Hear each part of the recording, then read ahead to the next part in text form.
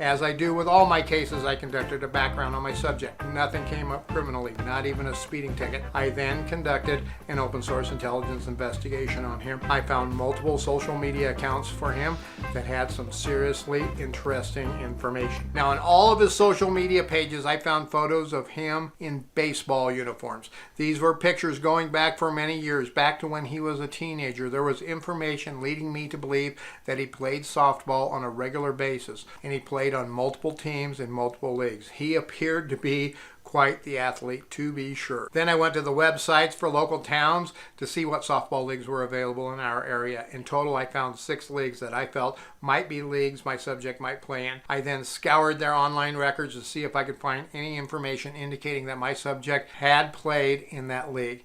As I was going through these records, boom, there it was. I found a men's competitive league with his name on it for prior years. I also noticed that the league did not have the current year's team rosters completed, as it was still early before the season started, but it did have the game schedule up, and their first game was in just a few days. This video is sponsored by OREP Insurance and Working PI Magazine. OREP is a leading provider of private investigator liability insurance. Visit orep.org for a quote today. I reached out to my client. I let them know my findings. Then I proceeded with the original request that they had made, which included 2 days of surveillance at the subject's residence. I get up early in the morning, I grab my gear, and I head out just like any normal day on the job. I get on scene, I find a good stationary position where I can see the residents on both of my vehicles, and I get all set up, and I sit and I wait. And then I sit and I wait, and then I sat and I waited some more. Almost 4 hours in, I see his wife come out of the residence, go to one of the vehicles, grab an item out of the trunk that appeared to be a baseball equipment bag. I am like so excited. I am ready to go. I was waiting for him to go, maybe to practice, maybe a team meeting, anywhere. I was getting so excited. I sat there and I sat there and I sat there some more. After another couple of hours, I see his wife come back out of the house, place the bag back in the car. Then I see her get into the driver's seat of the car, and I see my subject waving to her from the front window as she drives down the street and out of the neighborhood. So I sat there for a little longer, hit my 8 hours for the day, and I headed back to the office. At least I did see my subject. My second day of surveillance was a little more exciting. My subject and his wife went to the grocery store earlier in the day. Nothing too exciting about it. He wasn't carrying any 50-pound bags of dog food or anything like that, but he did display a normal gait while walking and never showed any obvious signs of pain or discomfort while he was walking and doing his shopping. After the grocery store trip, they stopped at a burger joint and got some food to go. Then they headed home. Then I sat there for a while. And then I sat there some more. And yep, you guessed it, I sat there even longer. This is the life of a surveillance investigator, folks. A lot of sitting and waiting. I did hear from my client, and they wanted me to see if I could figure out if he was on that softball team. So I got another day of surveillance. I decided to start later on the third day. The game started at 6:30 p.m., so it just didn't make sense to go out at 6 o'clock in the morning. I started at 2 o'clock in the afternoon at his residence, and I figured if I never saw him, I could go to the game after it started to check and see if he was there. Now, after about an hour, here he comes out of the house carrying one of those baseball equipment bags. He puts it into the trunk of the car, then he goes back inside. He comes out a little while later wearing a softball jersey, and he gets in his car, and away he goes.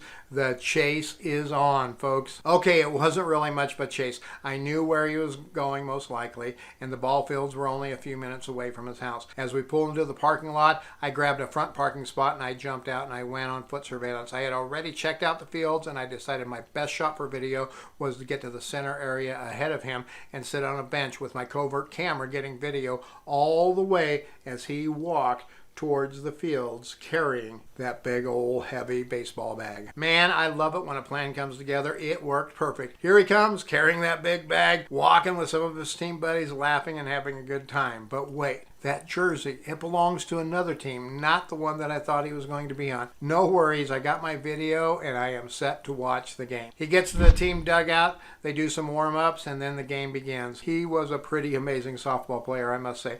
I really got into the game and I found myself almost rooting for him and his team. He scored multiple times and had some amazing plays as shortstop. As the game is wrapping up, I decided to go back to my car where I can get some good video as he walks back to his car. I get to my car, I get all set up, and then I wait, and then I wait, And I waited some more. After about 30 minutes, I decided I'd better go see what he's up to. I figured that maybe he stopped to grab something to eat. I get back to the center area of the fields, and he is nowhere to be found. I check the bathrooms. Nope, not there. I check the concession stand. Nope, not there. And then I see her, his wife, sitting in the dugout in uniform. I figured he must be there watching her somewhere. I get over to the bleachers and he is nowhere to be found. I get a seat and I figure he will just show up eventually. I can see the parking lot and I can see his car is still there. As his wife's team starts to take the field, it dawned on me she was on a co-ed team. And there he was heading out to shortstop. Alrighty then, he plays on 2 teams. This is great. I get even more great video. So much I'm afraid that my covert camera is going to run out of space or the battery is going to die. Now wouldn't you know it, his team won. Nice. 2 wins in one night. I decide to head back to my car. As I'm walking to my car, I see several guys walking from the parking lot with jerseys on for the team that I thought he played on in the first place.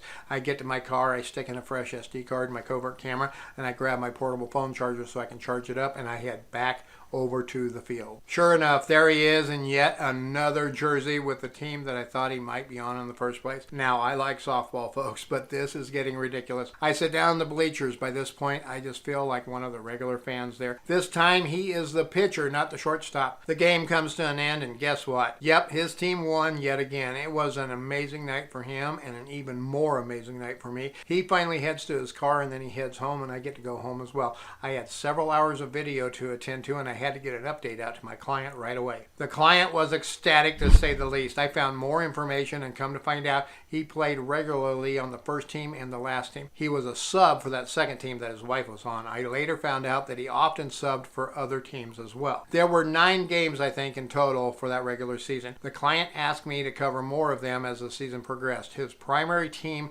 went to the playoffs even, and yep, they even won. Unfortunately for him, though, he lost when it came to his injury claim.